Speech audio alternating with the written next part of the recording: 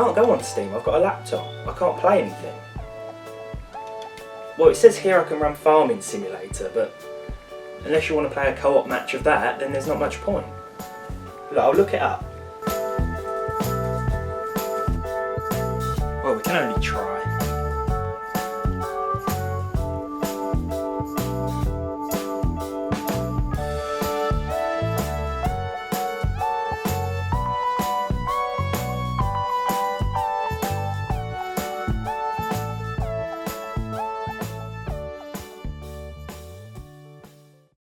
Hello everyone and welcome to another video. Now you've seen this laptop before about a year ago, but I was a little harsh on it. Instead of complaining about what this can't do, I wanted to see what it could do. With an entry level and weak R5 M430 graphics along with integrated Intel HD, this laptop will run older games just fine like Skyrim here at 1080p low, as well as less demanding titles like Cuphead at 1080p.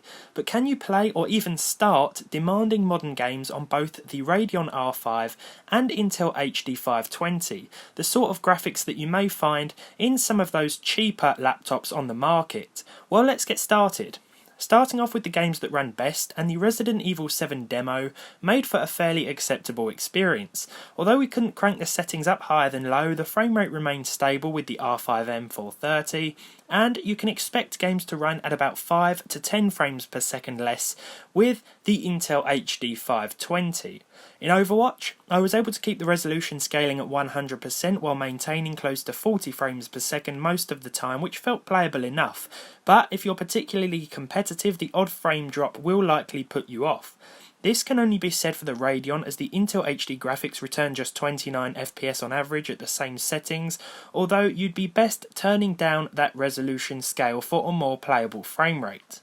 Dirt 4 also ran very well with 45 FPS at 720p with the low settings on the R5. I chose this race as it proved quite demanding on the system, and of course all footage was captured with the R5 graphics enabled, with the HD 520 integrated GPU tested afterwards. Speaking of which, with that we saw 35 frames per second. Now it's time to chuck this thing in at the deep end. Ghost Recon Wildlands started and ran with a whopping 15 FPS. I actually started this game with this laptop, so I have no idea how good the graphics are on a more powerful system, but I'm sure they look a little better than this. 11 was the average with the HD 520. Just Cause 3 actually did better than I thought. 26 frames per second at 800 by 600 is nothing to write home about, but I mean, if I really wanted to sit down and play this, I could put up with this frame rate for a little bit, though the closer you get to settlements, the lower the frame rate becomes. Perhaps our next game will be a bit more playable. Well, Call of Duty World War II averaged 30 FPS at 640 by 480, but 30 FPS nonetheless. If I'm being honest, 800 by 600 ran about the same with a little more stutter here and there, and when it came to running the game on the Intel HD 520 iGPU, there wasn't much difference except the game ran better with 38 frames per second, which was a welcomed boost. Finally, it's The Witcher 3, and there wasn't much to see here.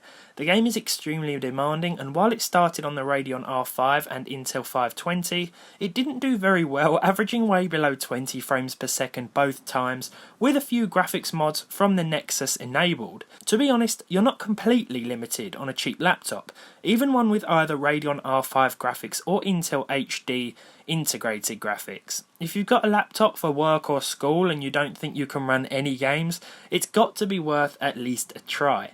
So there we have it, guys. Now I did moan about this laptop when I got it initially, because I didn't really think it was up to the challenge of running anything, but after spending the past year or so with it, I can happily say that yes, it can run a few titles out there, and it isn't a completely terrible experience. So, once again, thank you for watching. If you enjoyed this video, leave a like. If you didn't, leave a dislike. Subscribe to the channel if you haven't done so already. Hopefully, I'll see you all again very, very soon.